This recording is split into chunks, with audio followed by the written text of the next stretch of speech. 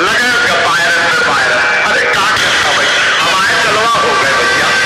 लग रही किसी ने तो मांग की कि इस बाबा को बंद करो। हमने पता ही नहीं कि हम बाबा है ही नहीं, हम तो ढाबा है। जय श्री राम साथियों, जय हनुमान साथियों। आज मैं बात करने वाला हूं वर्तमान के सबसे लोकप्रिय, सबसे महंगे कथावाचक एवं युवा संत पंडित श्री धीरेन्द्र कृष्ण शास्त्री जी के बारे में। दोस्तों, मैं किसी का विरोध नहीं कर रहा हूं, न ही किसी की आलोचना करता हूं। अच्छा है, बहुत अच्छा है। सनातन धर्म की जय जयकार हो रही है, श्री राम नाम का जयकारा लग रहा है, लोग हिंदुत्व के प्रति जागरूक हो रहे हैं। और जब जब कहीं राम नाम का जय घोष होता है तो सुनकर हर हिंदू का मन गदगद हो जाता है। अगर वो वास्तविक में हिंदू है तो श्री राम के जय घोष को सुनकर उसका मन गदगद हो ही जाता है। परंतु महाराज, कुछ बातें हैं जो मन को संदेह में कर देती हैं। पता नहीं मन मानने को तैयार क्यों नहीं होता है। चाहे ऐसा हो कि पूर्व में बहुत सारे बाबा आए और खूब भोग विलास करके अपने वास्तविक स्थान पर अब पहुंच भी गए हैं। वास्तविक स्थान जानते हैं आप लोग, जेल पहुंच भी गए हैं। और ध्यान दो दोस्तों, एंट्री सबकी धमाकेदार हुई।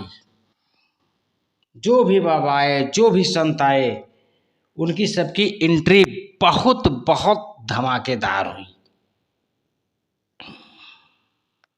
सभी चमत्कारी बनकर पब्लिक को जम के लूटा। चाहे जिसके ले लो, चाहे भी जिसको ले लो आप। चाहे आप आसाराम बापू को ले लो, चाहे बाबा रामपाल को ले लो, चाहे बाबा राम रहीम को ही ले लो, सबने धमाकेदार एंट्री की।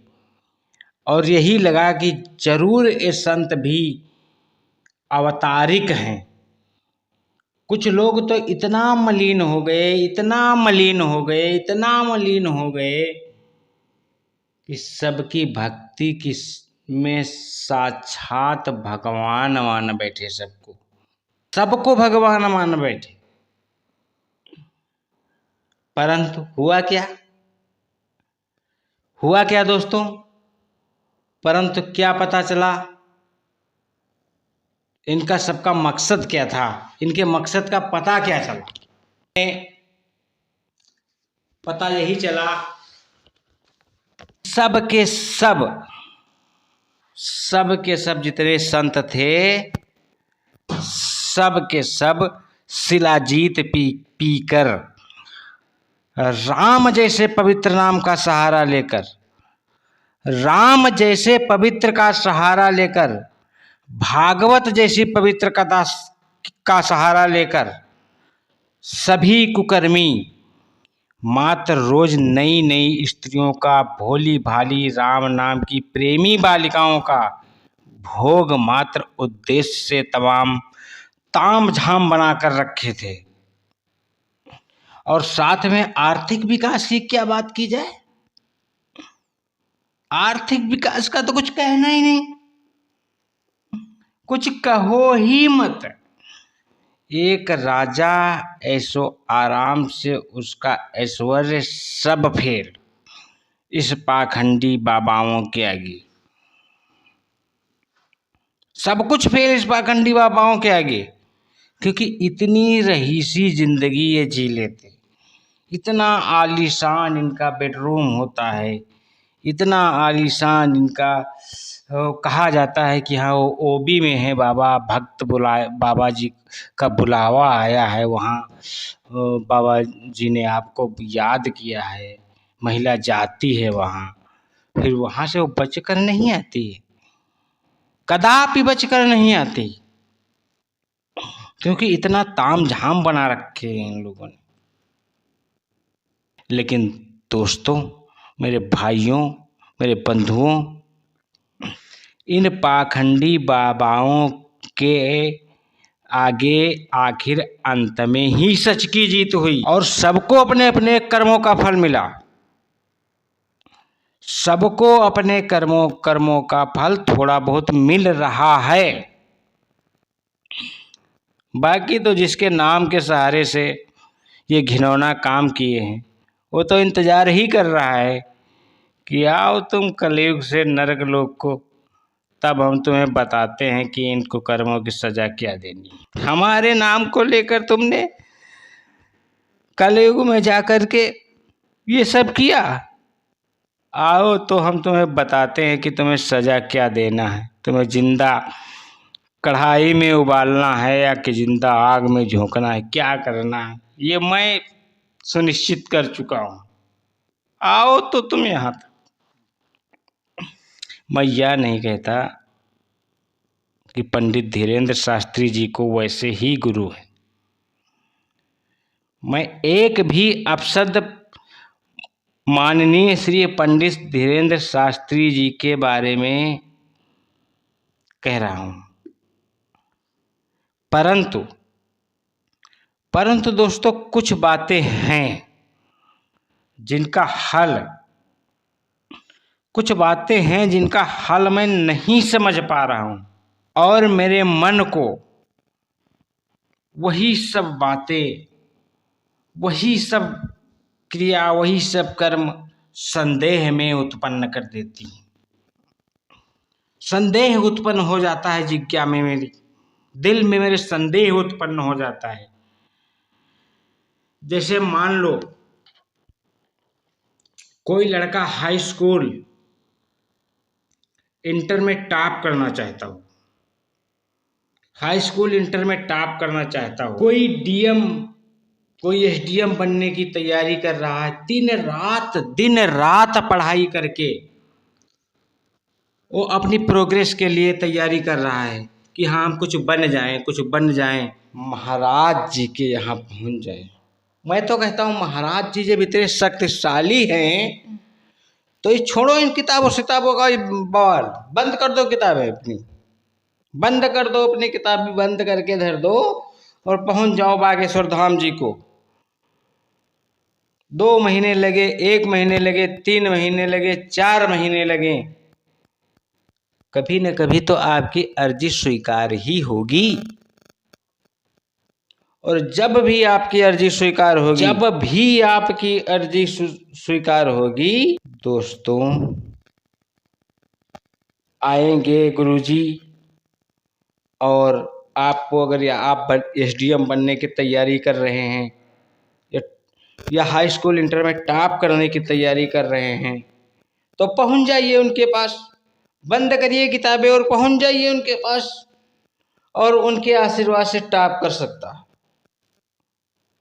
वो आईएएस बन सकता है। तो फिर क्या जरूरत है दिन रात पढ़ करके बर्बाद करने की। सीधे बागेश्वर धाम जाइए और पंडित धीरेंद्र अवस्थी जी का आशीर्वाद लें और अपना मनवांछित फल पालें। बन जाओ आईपीएस, बन जाओ डीएम, कर लो टॉप, क्योंकि वो कहते हैं ना, जाओ तुम्हारी इच्छा पूरी होगी, आशीर्वाद है मेरा। साथियों, मैं बागेश्वर धाम या प्रभु श्री राम भक्त हनुमान जी को पूजता हूँ, मानता हूँ कि हाँ वो मेरे भगवान हैं, इसलिए मैं उन पर उंगली उठाने का कोई प्रश्न ही नहीं उठता। मेरी औकात क्या है भगवान के ऊपर उंगली उठाने की। उन्हीं से मैं चल रहा हूँ, उन्हीं के जो कुछ भी हूँ उन्हीं की बदौलत हूँ, तो मेरी औकात क्या है कि भगवान के ऊपर उंगली उठाऊं।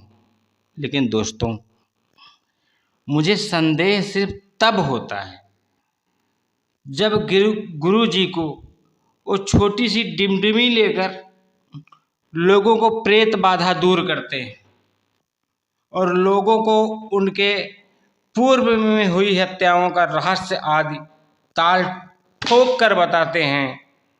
बस यही सोचकर मैं उलझा कि अगर ऐसा सच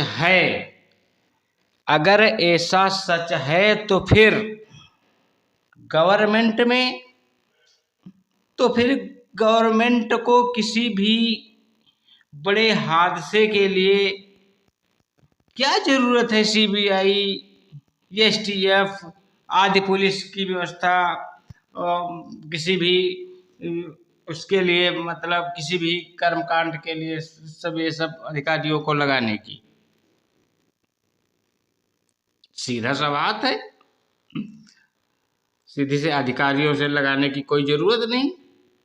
सबकी छुट्टी कर दो, सबकी छुट्टी कर दो और माननीय पंडित धीरेन्द्र कृष्ण शास्त्री जी के पास जाकर, चाहे वह मर्डर हो, चाहे डकैती हो, चाहे किसी भी दर्जे का अपराध हो,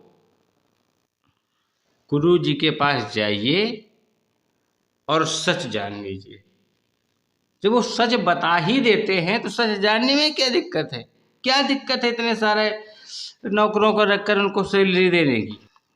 आप लोगों को मैं ज़्यादा बोर नहीं करूँगा, कम शब्दों में इस वीडियो को समाप्त करना चाहूँगा, वरना चर्चा तो जिस दिशा में घुमा दो, जिस भी दिशा में घुमा दो, उधर बढ़ती ही चली जाएगी, बढ़ती ही चली जाएगी। पर दोस्तों, एक बात आप लोग हमेशा याद रखो, जिस आत्मविश्वसनीय जानकारी जरूर हासिल कर लेना चाहिए। जिस किसी को हम माने उसके बारे में, और उसको बिल्कुल भगवान मानने से पहले उसको एक बार उसके बारे में जरूर जान लेना चाहिए। दोस्तों, एक बात आप लोग हमेशा याद रखें, जिसे जिस काम के लिए करना होता है, मान लीजिए हमें कोई भी एक अलग काम करना होता है, उस विषय में कुछ अहम या अविश्वसनीय जानकारी जरूर हासिल कर ले। सशक्त बनना चाहता है जो व्यक्ति, बहुत आगे जाना चाहता है, तो उसे कुछ न कुछ अलग करना होता ही है, और उस अलग करने के लिए कुछ अलग सोचना उसके लिए जरूरी होता है। तो दोस्तों, हमेशा याद रखिए, जिस काम को करना होता है उसे उस विषय में कुछ अहम या अविश्वसनीय जानकारी जरूर हासिल कर लेता है। हो सकता है नाम पता बताने का कोई फार्मूला मिल गया हो, गुरु जी का मिल गया हो उन्हें, जो हम सभी के अविश्वसनीय लग रहा है, हम सभी को अविश्वसनीय लग ही रहा है।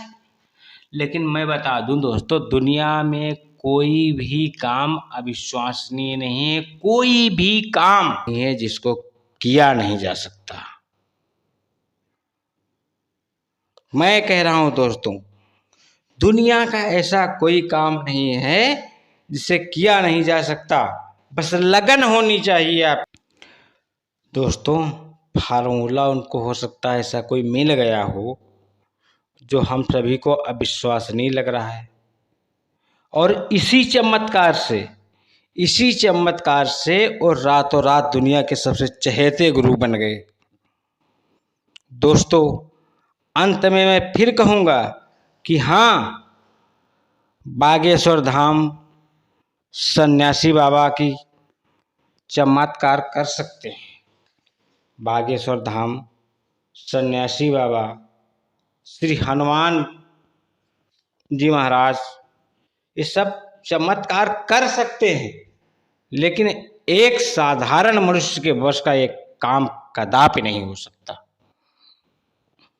इसलिए दोस्तों, आप विश्वास करो और सभी को मानो, परंतु आंखें बंद करके नहीं।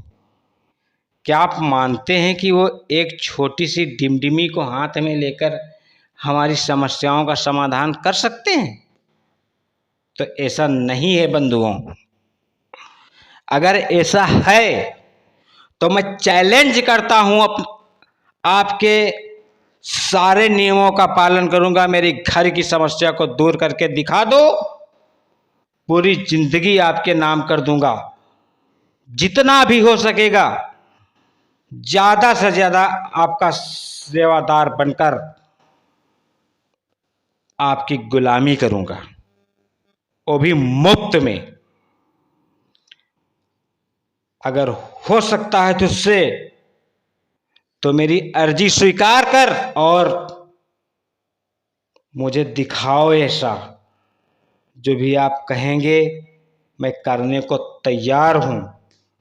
मैं डॉक्टर संजय गुप्ता कसम खाता हूं कि अगर आपने ऐसा करके दिखा दिया तो पूरी जिंदगी आपकी सेवा में लगा दूंगा।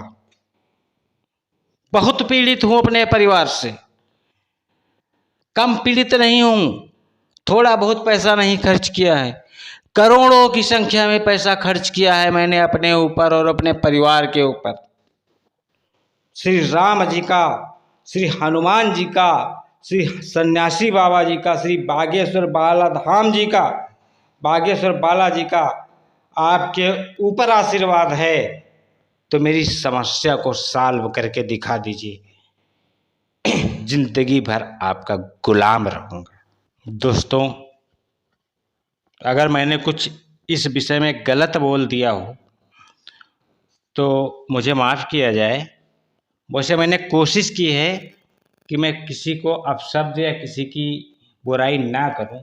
मेरे मन में जो शंकाएं थी, मेरे मन में जो एक वो उमड़ रहा था, बस उसी को आप लोगों के सामने रखना हूं।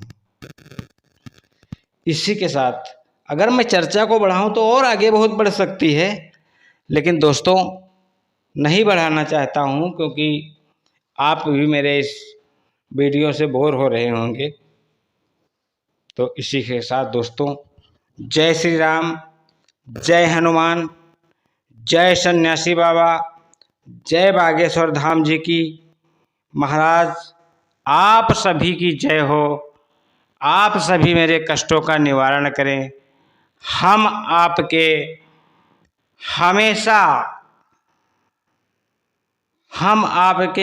हमेशा अपना जीवन आपके नाम कर देंगे। पूरा परिवार सहित अपना जीवन आपके नाम कर देंगे।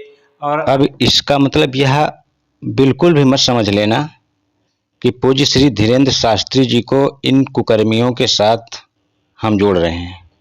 जी नहीं, अगर आप ऐसा सोच रहे हैं तो बिल्कुल भी ऐसा नहीं। मेरा एक कतई मकसद नहीं है कि मैं एक साफ सुथरे छवि वाले श्री बागेश्वर धाम जी, श्री बालाजी की सेवा करने वाले दास पर कीचड़ उछालूं। आप भरोसा करिए, साथ साथ अपने दिमाग का भी इस्तेमाल करें, क्योंकि अंतर्यामी सिर्फ और सिर्फ भगवान ही हो सकते हैं, कोई भी इंसान नहीं, चाहे वह कितना भी सिद्ध पुरुष क्यों ना हो जाए। और मैंने यह वीडियो किसी को क्षति पहुंचाने के लिए नहीं, ना ही किसी को बदनाम करने के उद्देश्य से बनाया है। आप लोगों से निवेदन है, यह वीडियो सिर्फ और सिर्फ मनोरंजन की दृष्टि से देखिए। और निवेदन यह भी है कि अंधविश्वासी न बने। किसी को मैं नहीं कहता किसी संत को आप ना पूजो, किसी को ना पूजो, लेकिन अंधविश्वास से दूर रहिए, अंधविश्वास के छलवे से दूर रहिए और आप पूजा करिए, भगवान को मानिए, संत को मानिए। और इसी विनती के साथ, इन्हीं बातों के साथ मैं इस वीडियो को विराम देना चाहूँगा। जय श्री कृष्ण, जय श्री राम, जय हिंद, जय भारत।